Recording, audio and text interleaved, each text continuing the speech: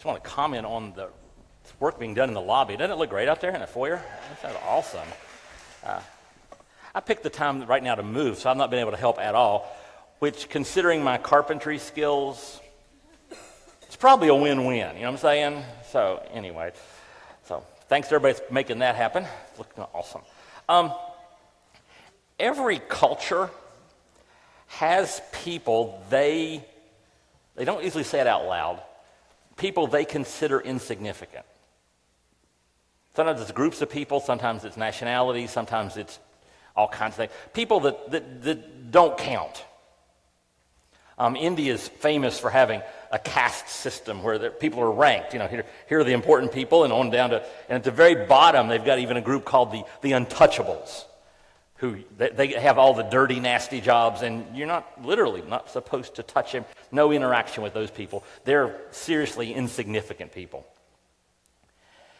Israel of Jesus' day had groups of people that they considered insignificant.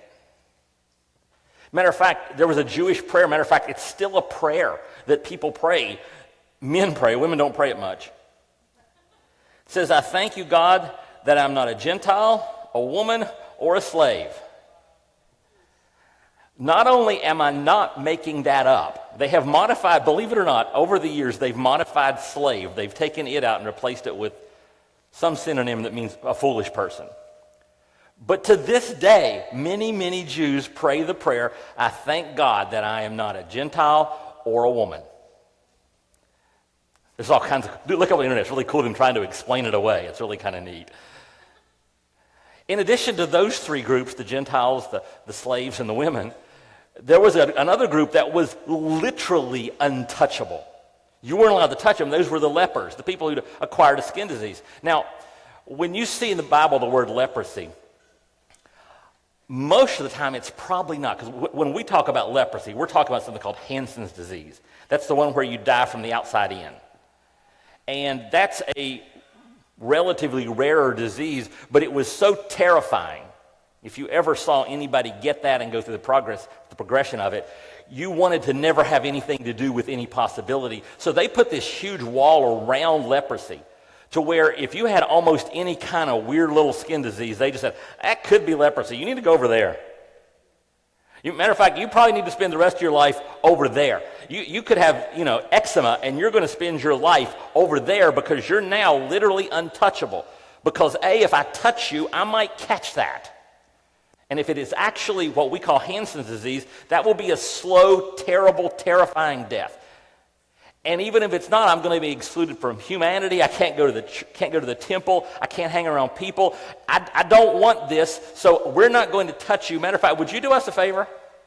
Just for us. If you would, when you're walking around, if you would yell out unclean, just once in a while shout that out so we know not to get too close to you.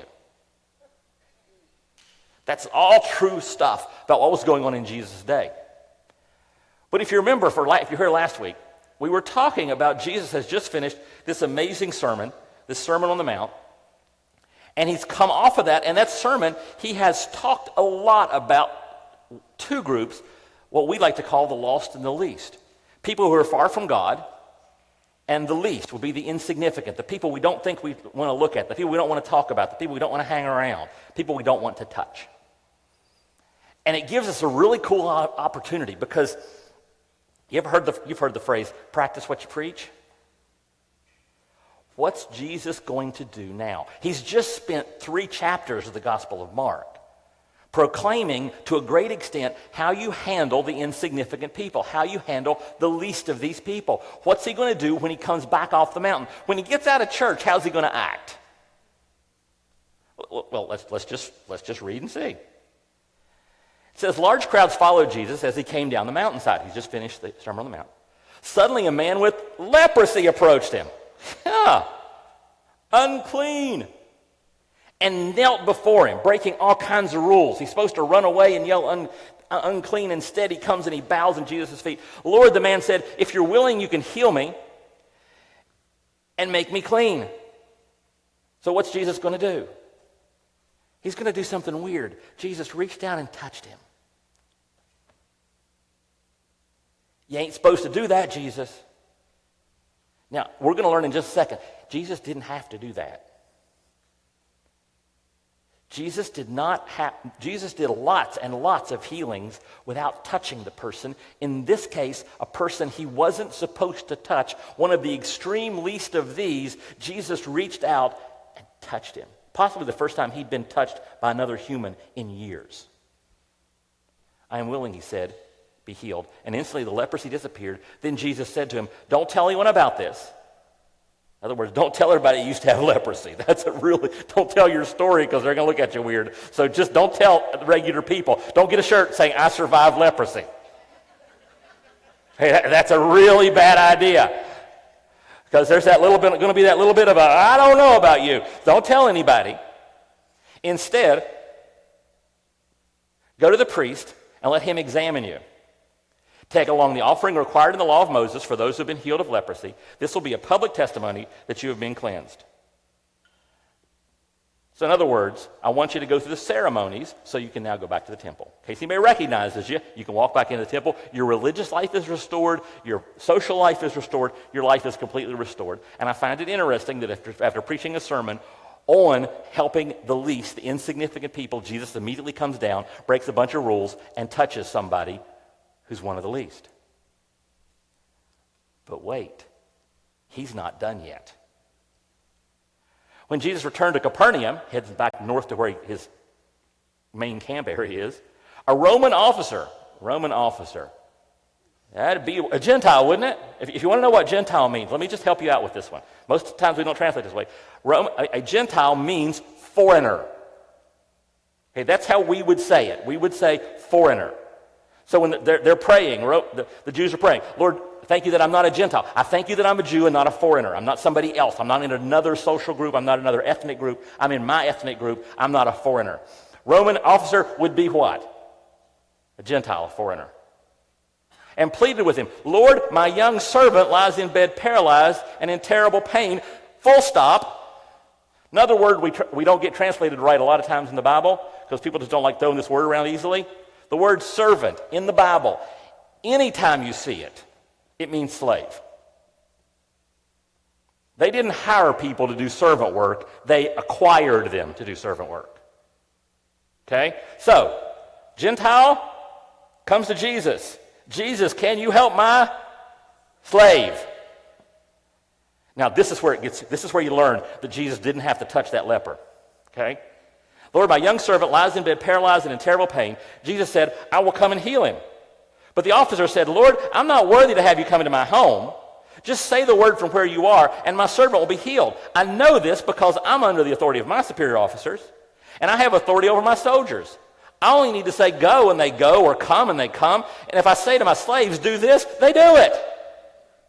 When Jesus heard this, he was amazed. Turning to those who were following him, he said, I tell you the truth. I haven't seen faith like this in all Israel. And I tell you this, that many Gentiles, many foreigners will come from all over the world, from east to west, and sit down with Abraham, Isaac, and Jacob at the feast in the kingdom of heaven. But many Israelites, those for whom the kingdom was prepared, will be thrown out into outer darkness where there'll be weeping and gnashing of teeth. Then Jesus said to the Roman officer, go back home because you believed it has happened. And the young servant was healed at that same hour. I know Jesus didn't have to touch the leper because his next healing was by remote control.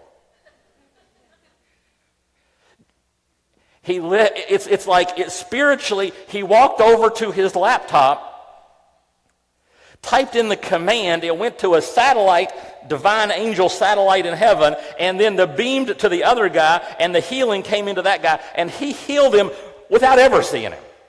So Jesus didn't have to touch that leper. And boy, did that Gentile show some faith, believing that Jesus could do it without touching him. Pretty crazy. So what have we got?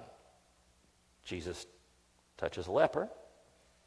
Jesus heals the slave as a favor to a Gentile. I wonder what he's going to do next.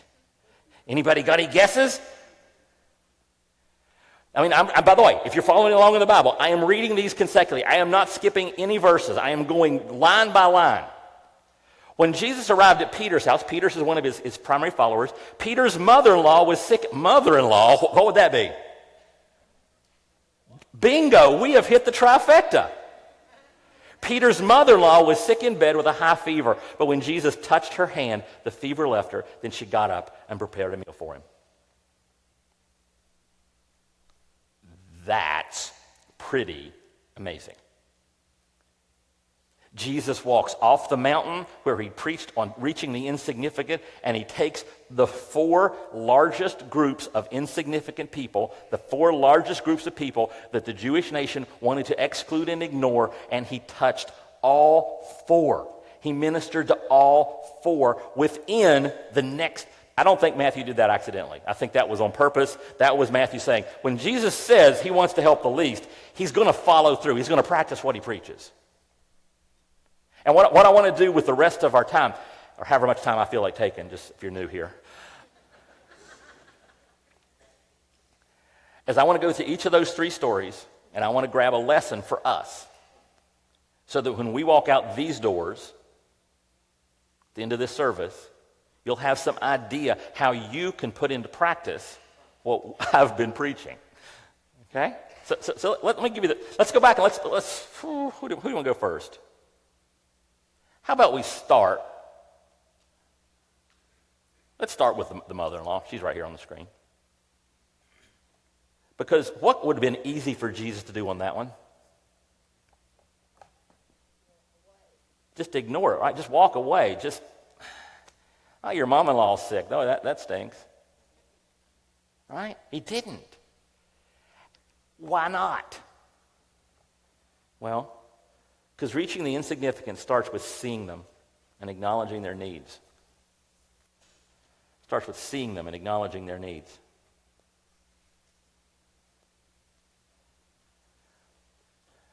That's the one, I hate to say this, but it's true.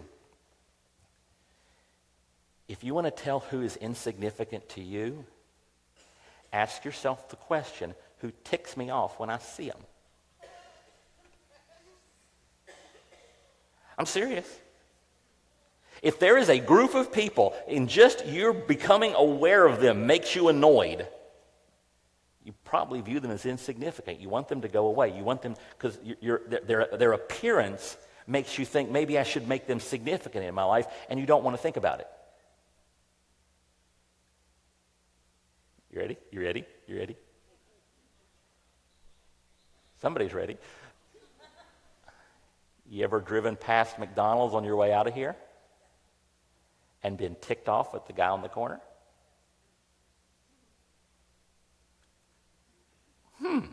Wonder why. Because now we're not going to get into all the issues of how people end up there and what's the right response to the proper response. And by the way, I don't think handing somebody on a street corner a $5 bill or a McFish sandwich is the way to help them, the best way to help them. But one of the things in my screwed up brain is the people who are truly homeless, I'd prefer I not see. You ever notice that's all the cities get upset about, the homeless people? What do they want to do? Yeah, make it so they have to leave. Not fix the problem, just make it so it's easier to live somewhere else. And that's how we act. But Jesus comes into Peter's house, and there's that woman. Thank God I am not a Gentile, a woman, or a slave. And he sees she's hurting, and he helps her. Jesus' brother James, hit the wrong button, said this: suppose a brother or sister is without clothes and daily food. If one of you says to them, go in peace, keep warm and well fed, but does nothing about their physical needs, what good is that? And let me show you two words in there. There's two words. I had never seen this before. I was talking to Barry. Barry had never seen it before, and we've been reading the Bible a long time. We had never noticed one little word in this passage from James. And I checked to make sure, I checked other translations, and I pulled up the Greek, and I looked, and this word is it's in the Greek. It's in the original. When James wrote this, he put that word in there, daily food. He doesn't say, suppose somebody is currently a little bit hungry. He says somebody's lacking daily food. In other words, they don't have the resources to get themselves fed on a daily basis. So we're not talking about they're hungry, hand them a sandwich. We're talking about looking into their lives at such a level that you can meet the need in a real way. Again, it's not about throwing a McFish sandwich at somebody as you drive past them. It's teaching them how to fish. Right? And that's what Jesus is saying. That's what James is saying. And but to do it, you have to see the person. You have to acknowledge they exist. You have to think of them. And can I say this really, really just basically? That's something you need to practice, I need to practice, we need to work on every aspect of our lives, because we have so many people around us, buzzing past us in so many ways that it's really easy not to see people. I try to make it a point when I'm at a restaurant to look my waitress in the eye throughout the entire process. I am going to look you in. When you come to my table, I am going to look you in the eye. When you fill my drink, I am going to thank you for that. I know it's her job, and I'm going to tip her great, but still, I'm going to treat you like a person, because I've talked to people in that industry who say people treat them as insignificant. At the bank, in a line, oh my God, no, you don't mean that. No. Customer service people on the phone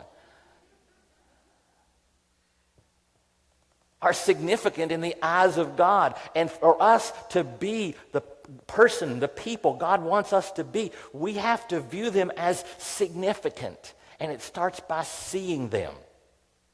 It starts by knowing they're there, acknowledging they have needs, and trying to see how can I meet those needs. Now, Vince said, we're a church, we're about the least and the lost.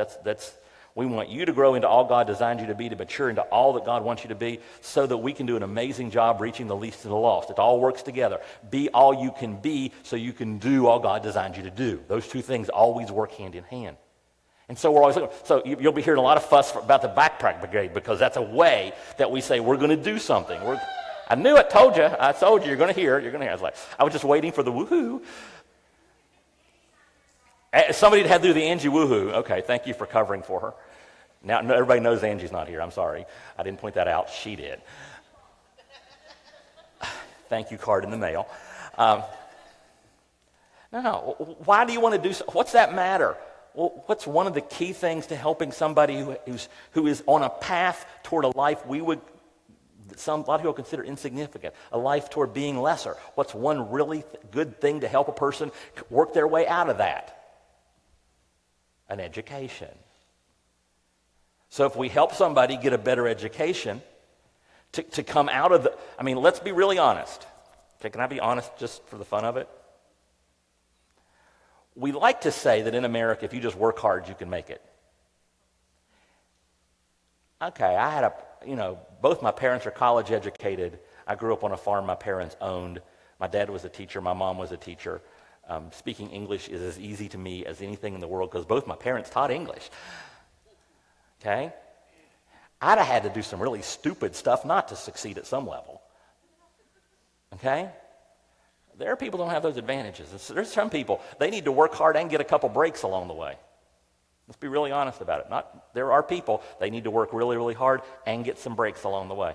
And if we can find ways, just little things like backpacks, like the way we're trying to reach into that community where there's such a high concentration of the least. We're looking to give the people who, there's some people who don't want help, nothing you can do about that. But the ones who want help, the ones who want to move along, to move their lives to a better place, we want to help them catch a couple breaks. And one way you do that, fill up a backpack and help them do better in school, because their parents, some of them can't afford school supplies, can't afford food, can't afford so much. My wife's a teacher over there. You don't want to hear the stories. So, that's our first one. We got the Peter's mother-in-law. And we see that. We need to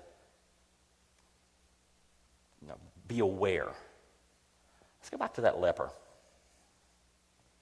because he had some cool things for us too. Because serving the insignificant means getting your hands dirty and even facing risks. Remember, Jesus touched that leper. He reached out his hands and he touched the guy. We know he didn't need to do it. Remember, remote control. Next miracle is a remote control miracle. He didn't have to be in the same zip code of that leper to heal him, and Jesus touched him. Because some people need to be touched. Why do you think Jesus touched him? Why? What's the point? I think the guy needs touched. I think there were two miracles happening here. If you want to know the truth, I think there were two miracles happening here. The first was a physical miracle as the leprosy left him. The second was an emotional miracle as this man who had quite probably, I'm just speculating, had quite probably internalized the fact that he was unclean. Had internalized the idea that he wasn't worthy. And he needed somebody to grab him. Jesus took a risk. Now we think, well, Jesus wasn't going to catch leprosy. That wasn't much of a risk. What do you think the people around Jesus thought of that? What do you think the religious fanatics thought about Jesus touching that leper? Well, now he's not allowed in the temple. He is ceremonially unclean. He can't come to the temple anymore. Somebody make a note of that next time he goes toward the temple, that he's not allowed in there until, number one, he goes through a whole purification ceremony, because he's got to get he's got to take him some doves, and he's got to hit the temple. Because he has violated some rules. And Jesus risked, but he did it anyway. And like I said before, one of the risks is anytime you point out that it's okay to help people who need help, you will make other people unhappy with you. Because they'll be pointed out to it. When Kim and I first moved to the Raleigh area years and years ago, we were living up just south of Raleigh, I noticed something on the newscasts. We'd watch the news in the evening, and every once in a while, it's the Raleigh, Durham, Chapel Hill, Cary, Fayetteville area, that if somebody got murdered in Durham or South Raleigh or Fayetteville, it was like the seventh thing on the news. Right after everything else, and someone got killed in Durham or Fayetteville or South Raleigh. Now, somebody got killed in Cary, that would lead the news. Somebody got killed in North Raleigh, that was the opening story. Person killed in North Raleigh. Somebody got killed in Chapel Hill. Oh my gosh! Breaking news. And I figured something out. Because when you get into cities, see, I'm a country guy. When you get into cities, there are all kinds of zoning laws. Notice that? Your zoning laws get into the cities. And I realized that they had zoned Durham, South Raleigh, and Fayetteville for murder. They were acceptable areas to commit murder. But if you killed somebody in Cary, you didn't just murder, you committed a zoning violation. And therefore, those two things together meant it led the news. You watch today. If somebody got killed yesterday in Fayetteville, it'll be the seventh thing that WRAL covers. If somebody got killed in Cary, that's number one, because it's a zoning violation. Okay? No, what it really is, can we be honest about this? Durham, South Raleigh, and some parts of Fayetteville, that's where we keep the insignificant people.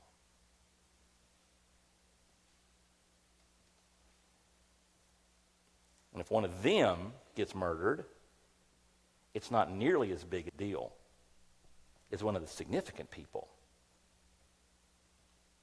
in Cary, or Chapel Hill, or North Raleigh, or my subdivision.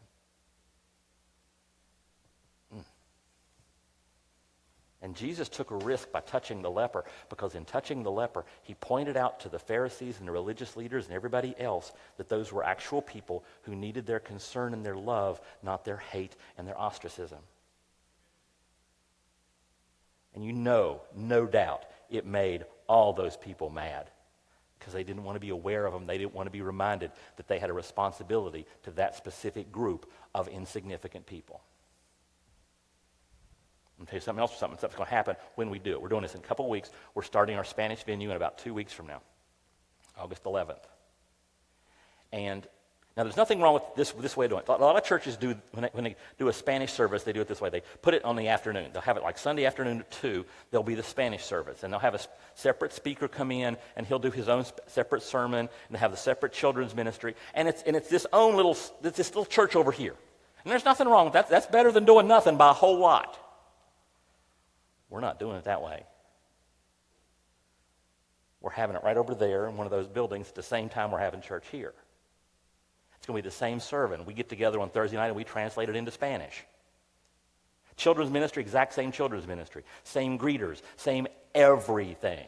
Matter of fact, you're going to start seeing that week, I think as soon as that week, you're going to see Spanish, "May I help you" shirts. Okay? Because we're not starting a separate church over there. We're bringing in one church that includes Spanish speakers. They're not some separate church in a separate group. They're part of us. Can I tell you something? Now, I know our people. Our people are fine with it. But I know people are going to come visit, and they're going to come in and they're going to see somebody who's got a T-shirt in Spanish.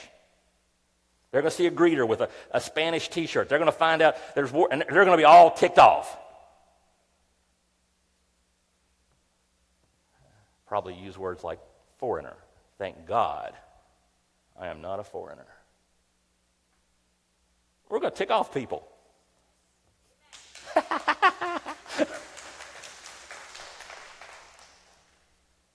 long as I'm ticking off the right people and making God happy, I'm fine with that. Some people just need ticked off. They live for it. Let's help them out. Okay? So anyway, just be ready for that. Now, let's go to the big story. What time is it? My clock's not working there, so I have no idea what time it is. So I'm just going to go till I'm done. Is that okay? 11:16, Steve. It's 11:16. We'll keep you counted down. Let's go to that one in the middle. One thing about the Roman centurion, the Roman soldier who comes and has his servant healed. Remember that one? Remote control. One thing you need to, this is really cool to know. You don't need to know, but it's kind of cool to know. In cultures like, especially the Roman culture and the Jewish culture, in our culture, when you're telling a story, you save the climax for the last story, right? You ever notice that? It's like pow, pow, boom. Climax is the end. It's the third piece. In the Jewish culture and that general area, the climax was the middle. That was the most important story. And so the very middle story is the one, you remember, that there's this, Jesus is coming down the mountain. He's just healed the leper. He's walking away from that. Well, he's going up to Capernaum. This Roman soldier comes up to him, says, hey, my slave is sick. He's paralyzed. He's been injured severely. Could you heal him? And Jesus says, sure, where's he at? And the soldier says, oh, don't worry about that. He's a slave. He doesn't need you there. I'm under authority. I know how this works. I tell one of my underlings, he tells one of his underlings, and as far down as they can tell it before it actually gets done, right? You know, you tell your employee, they tell theirs, and the lowest ranking person who can pull this off ends up doing the work, right? Anybody going to get an amen? Right? And he's like, that's how I work. I know you got people under your authority. You've got angels and you got all kinds of powerful beings. Why don't you don't have to go to them. Why don't you just tell one of your people to tell one of their people to tell somebody else? And Jesus goes, this is a Steve translation. Dude, I have never seen anybody have that kind of faith before in all of Israel. I've never met anybody who believed I could do it by remote control. That is sweet, dude. People are going to talk about this for a long time. That's not exactly how he said it, because that was a rough translation from the Aramaic. Okay. And what happened when that happened? What happened to Peter at that moment? What happened to John? What happened to all Jesus' followers when that happened? Light bulb. They just learned something. One more thing you need to know from this story about dealing with the people that some to others call insignificant. I'm sorry, wrong screen. How about that one? You need to realize God is sending the insignificant into your life as much as he's sending you into theirs. God is sending the insignificant into your life as much as he's sending you into theirs. a lot of you know, my little brother died almost a year ago, had Down syndrome. And his funeral was actually a really nice event. Because, believe it or not, my brother was outgoing and mischievous. He also refused to let anybody tell him what to do. And so Carrie was always defying stereotypes. That's what he did. You thought he was going to do this, he was going to do that. And it was cool at the funeral as we had the receiving line. Everybody came to us, and they would come up, and it was everybody. Everybody did this. They'd come up to you, they'd shake their hand, they'd say, "I am so sorry for your loss," and then they'd tell you a Carrie story. Carrie, I'll never forget when Carrie did this. I'll never forget everybody that came. Some people had a different story because they knew him for his whole life. They just like Carrie story, Carrie story, Carrie. What was happening? Every one of those stories about how Carrie taught them a lesson they weren't expecting to learn. See, we have this idea when we start working with the people that we view as insignificant, or the culture views as insignificant, or people we would call the lesser, the people who have more challenges, the people who have it rougher, however you want to phrase that we are coming to help.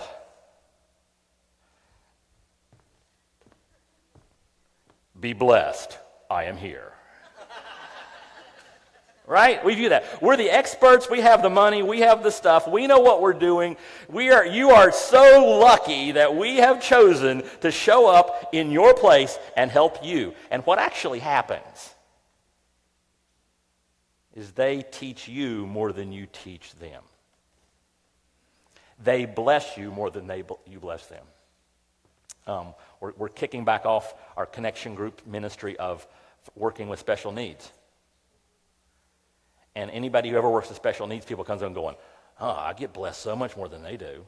I get so much more out of it than they do." By the way, if you're interested in that, just you can go to the connection group page on the app and just say, I want to be part of that. You want to get uber blessed, you start working with special needs people. Or if you have a child who's special needs, you want to get with other people who can, okay, my brother had Down syndrome. Other people got uber blessed by my brother. I got uber annoyed by my brother, okay? Let's be really honest about the fact that there are no surviving toys from my childhood, okay? And there are some real challenges that came with being the big brother of somebody with Down syndrome. So I'm not going to paint that as being this wonderful, wonderful, this is the best thing that could ever happen to you experience. There are extreme blessings and extreme pain in the butt stuff. Frustration. And if you have a child who's special needs, and you probably need to be with a group of some people who understand when you tell those stories that nobody else gets about dealing with that child. So look that up on the group. Brandy's right over there with that. I told her to wear special t-shirts. I say, look for that t-shirt, and she wears it. Is that coral? Okay, somebody help me with the color of that t-shirt, because I got nothing. It could have been red, and I could say, look for the red t-shirt. Anyway. See, now let me give you one more piece of this whole process. Because we're called to go help people. We're called to minister to the least, to find ways to help them in ways that matter, in ways that make a difference. And here's the problem I run into. Sure, I'm going to get blessed from it, but I'm talking to somebody, because we're talking about doing some really major work and trying to make a real impact in especially the Johnsonville area, like a high concentration of people who could be considered least. And they're going through what it takes, and I'm listening to what they say, and I'm going, oh, we're in trouble. Because you just named all the things Steve really sucks at.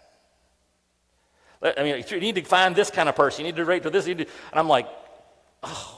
I'm not good at that, and I'm not good at that, and I'm not good at that, and boy, do I stink at that. And I've got things I'm good at. I'm not trying to be, overly humble. I'm just saying they just listed like 6 things, and 4 of them I hate to do, and the other 2 I'm no good at. But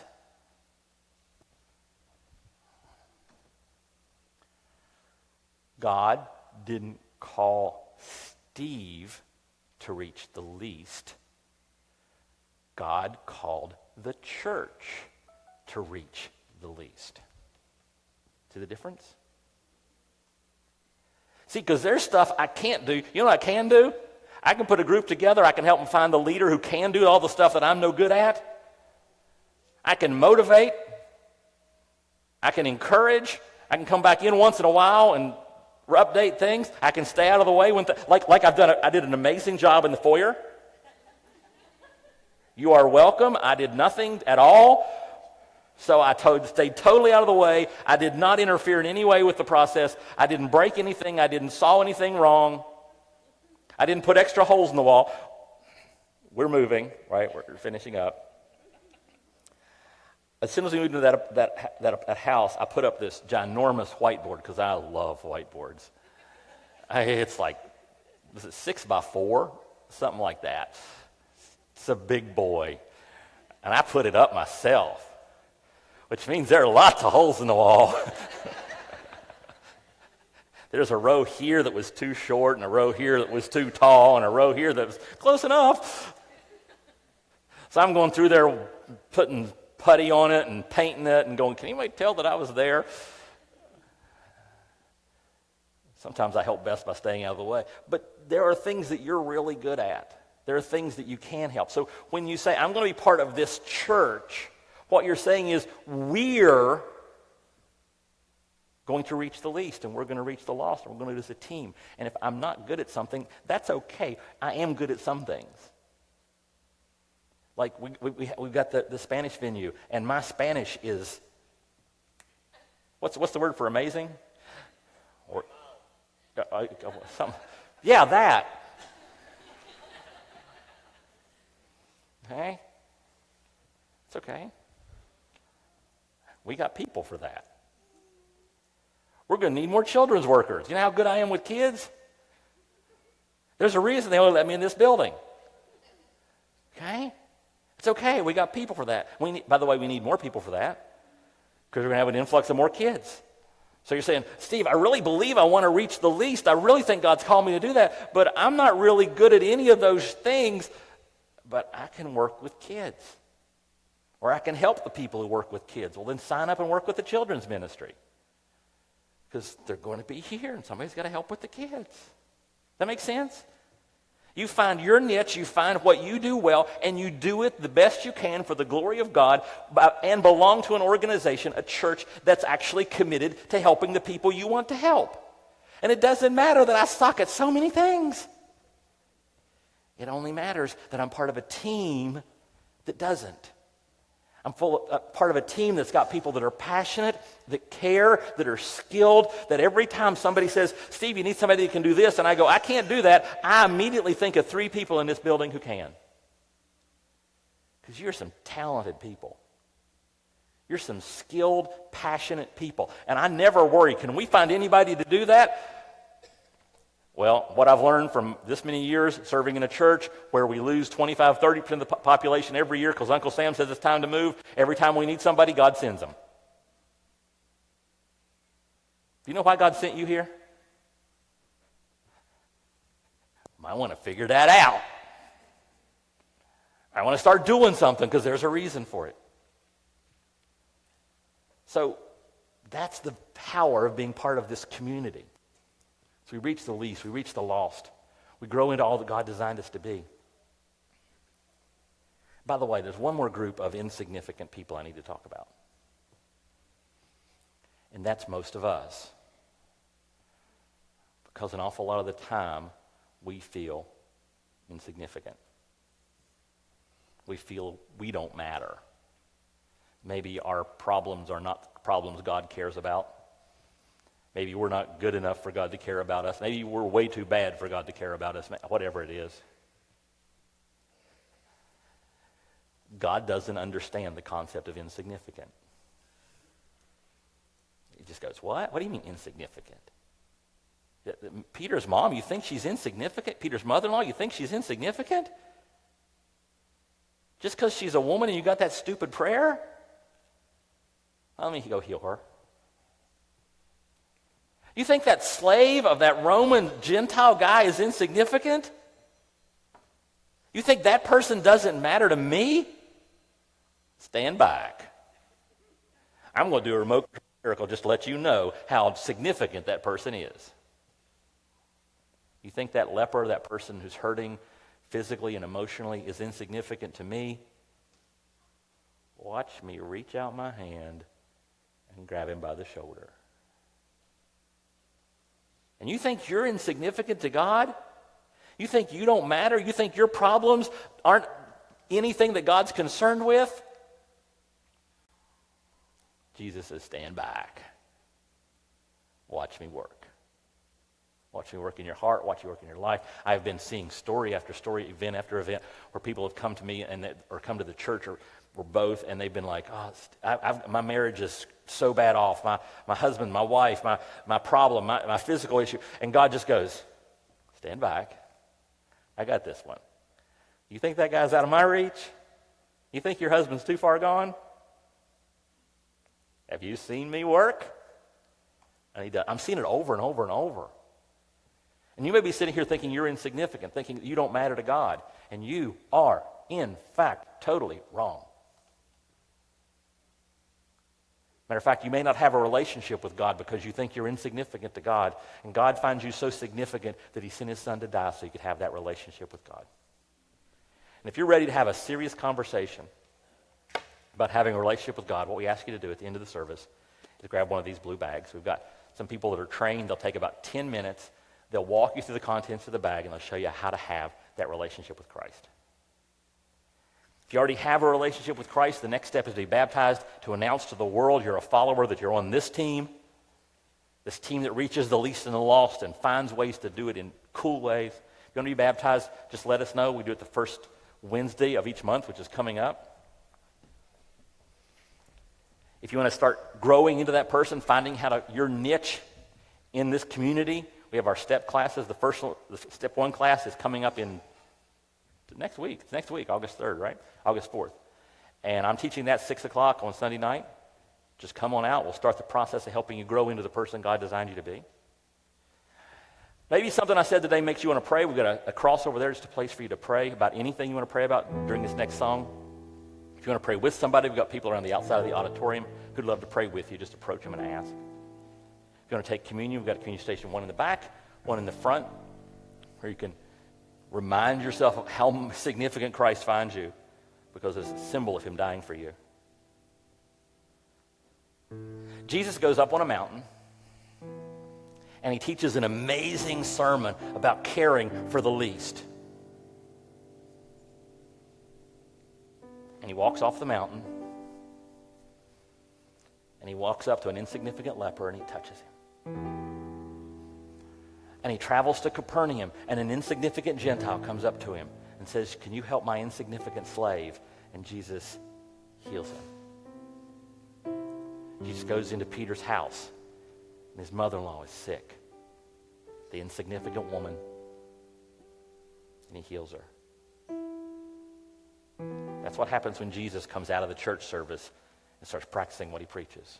In a few minutes, we're all going to walk out of here.